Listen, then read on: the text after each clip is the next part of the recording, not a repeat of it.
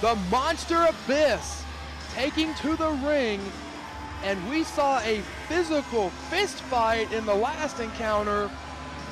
God only knows, Jeff Harris, what we will see in this one as Abyss goes one-on-one with Sabu. What a match this is going to be.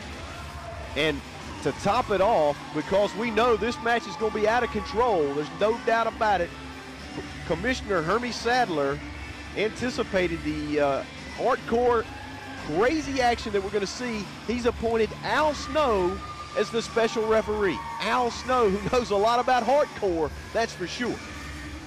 Former multiple-time hardcore champion, and not only does he know a lot about hardcore, he knows a great deal about the man coming to the ring in just a few moments.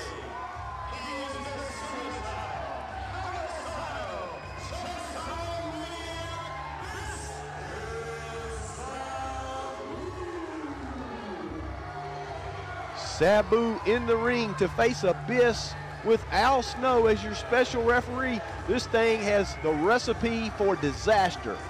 This will be chaotic, I assure you. In a match like this, Brad, I mean, I'm not looking for a whole lot of wrestling. I'm looking for a whole lot of chairs. I'm looking for carnage. People thrown over the ring barrier. And then you got Al Snow in there. I don't know what the relationship between Al Snow and Sabu is now, but I know what it used to be. Exactly. And they used to hate each other's guts. When Sabu was making a name for himself on the independent circuits in the Midwest in 1993, 94, and years earlier, one of his main rivals was Al Snow out of Ohio at the time. Before either man hit the major leagues of professional wrestling, they had some matches that are legendary to this day. And you've got to wonder what Snow's feelings towards Sabu are. Now, the 10 years have passed, almost 12, 13 years have passed, but do you ever really forget what this man did to you in those wars that Sabu and Al Snow tore up the Midwest with?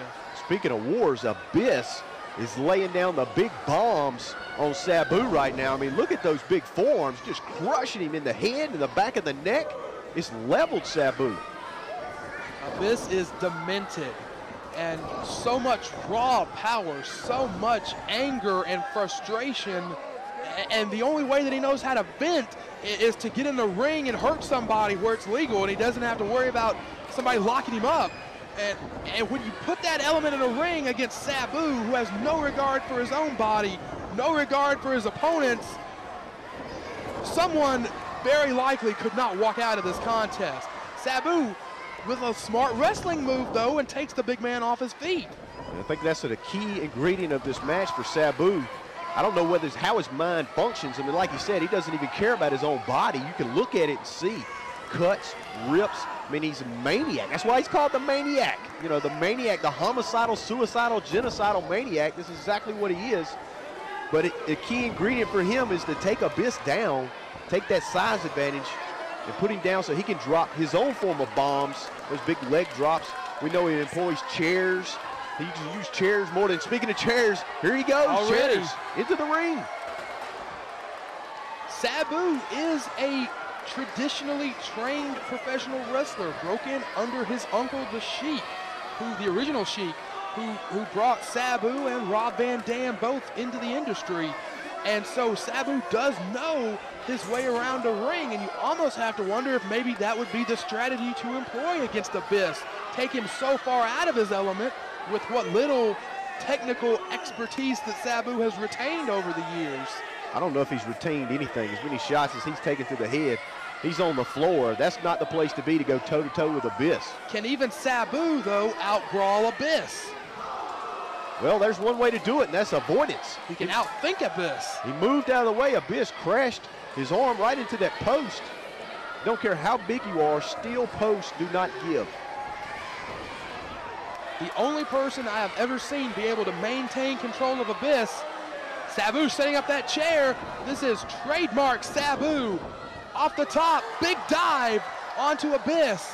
And both men down on the floor. The only man that I have ever seen be able to maintain control of Abyss for any length of time is Father James Mitchell, who is not here in Virginia. And you saw him as well as I did in the locker room, pacing back and forth, tearing the doors off the lockers.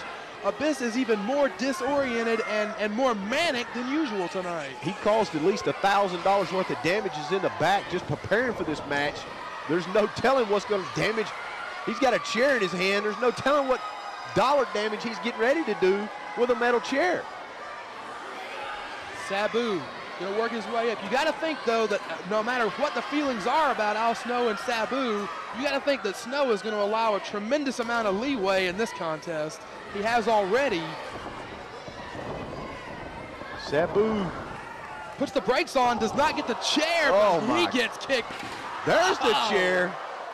He just knocked Sabu into next week.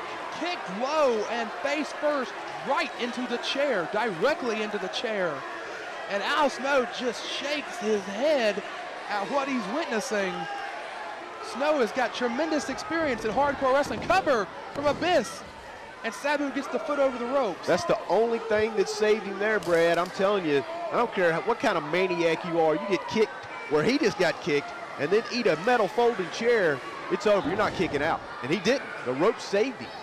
Snow with tremendous experience in the hardcore ranks. So you got to believe that not much you can throw at Al Snow that he hasn't seen before, but even Snow had to cringe on that shot. I think if you're a man, you cringed at that shot, no matter where you are. And Abyss with a wrestling move. He's cranking that head. I don't know. That I guess you could call it a wrestling move. I've never seen it really classified as a wrestling hold. He's just trying to. You're not going to see Roland Gardner do it or anything, but it's more civilized than throwing the man into the chair. He's just trying to rip his head right off his shoulders, torquing it just as hard as he can. Sabu hanging on to his hand, just trying to keep his head on his shoulders.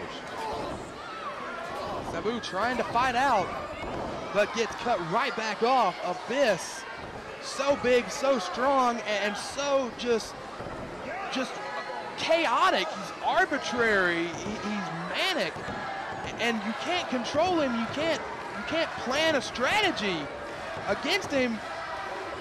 Sabu now even trying to draw some support from this crowd. It's going to take something extra to defeat the monster Abyss when he's trying to rip your head off. Shot to the face. Sabu gonna hit the ropes. Big shot to the gut. Abyss could be going for the shock treatment. That torture right drop. And he connects. It's over. Jarring the spine. Cover. It's over. Only a count of two. Sabu slips the shoulder up. I am in total amazement right now that Sabu was able to kick out of that. I mean, Sabu, he just dropped Sabu from like almost 7 feet in the air, across his back, and now a metal folding chair coming into play. Back with the chair. He just drops the chair across Sabu. He's gonna crush him with it. Gonna jump right on it and cave him in under that metal chair. Hits the ropes twice. Was gonna drop all of his weight across the chest of Sabu, but Sabu thinks better of it. And tosses the chair against the leather face of Abyss. It bounced off of Abyss like a basketball. You see it almost went to the crowd, and look at that. Face kick to the knee. Snow is down. 2. Only a 2 count. Snow is right there in position for the cover of Sabu. Sabu breaking out everything. Triple jump moonsault, could it be? Connects, drops the weight across the legs of Abyss. Abyss is probably in a position he's not used to being in. That's in trouble. Triple jump moonsault only gets a 3 count, and now we have the confrontation that you had to think was inevitable as Sabu and Snow are face to face over that near fall. Abyss kicked out so strong, he threw Abyss right on top of Al Snow. Al Snow didn't like it. Sabu wasn't happy about it. Abyss goes back outside, another chair brought into the ring. Abyss the winner of the confrontation between Sabu and Al Snow because it distracted him long enough for Abyss to go out and get another chair. And carnage, I mean, we're looking for a highway wreck just getting ready to happen right here. 2 chairs set up. Abyss, is he gonna powerbomb Sabu through the 2 chairs? Sabu, 2 punches, a 3rd one trying to break out of it. Falls off, and Snow, I think Snow got an elbow off that punch. Another chair shot from Sabu. Sabu slinging, he's slinging those chairs like a fishmonger. Arabian face buster.